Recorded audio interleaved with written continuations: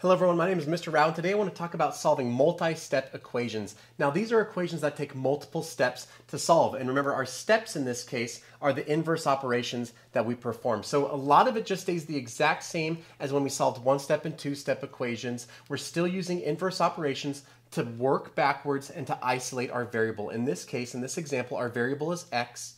So we want to isolate it. We want to get it by itself using these inverse operations. Now there's a lot of operations. Your heart's probably racing even just looking at this problem. When we solved two-step equations, in a previous video I told you it's helpful to think about the order of operations, which is given by the acronym PEMDAS. That's parentheses first, then exponents, then multiplication and division left to right, and then addition and subtraction left to right. And I told you that when we solve equations using the inverse operations, we actually use PEMDAS backwards. We do the reverse operations in the reverse order.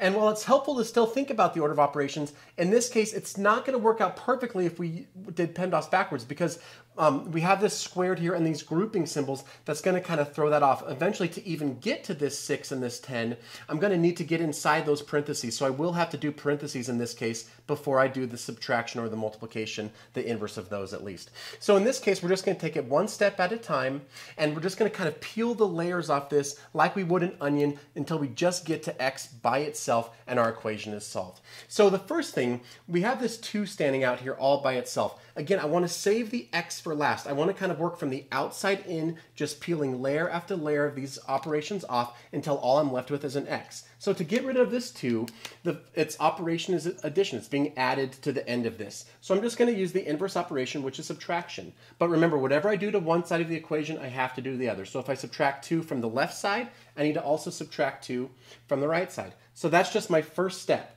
2 minus 2 is 0, so that goes away. I still have all of this mess, 6x minus 10, and then that quantity squared. But on the right-hand side, my 66 changes. 66 minus 2 is 64. So that's my first step. And I'll try to do the steps in a different color so you can see.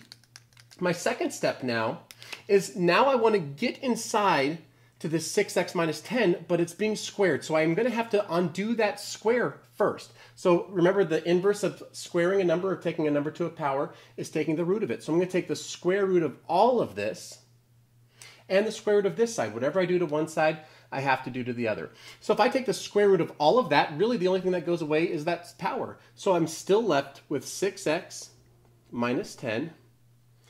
And then I take the square root of the right side as well. The square root of 64, what number times itself equals 64? That number is 8. So continuing on, now I have 6x minus 10 equals 8. This looks like a straightforward two-step equation that we're more familiar with. I can see the operation subtraction. The inverse of subtraction is addition, so I'm going to add 10 to both sides. Whatever I do to one side, I have to do to the other. Minus 10 plus 10, that's 0. Those go away. So I'm left with 6x equals 8 plus 10, which is 18. Now we're almost there. We just have one more step to perform. X is being multiplied by 6. The inverse of multiplication is division, so I divide this side by 6. 6 divided by 6 is 1, so I have x by itself at last. But if I divided one side by 6, I have to divide the other side by 6. 18 divided by 6 is 3, so that's the solution, x equals 3. These can be really hard. Just take them one step at a time, and you'll do great.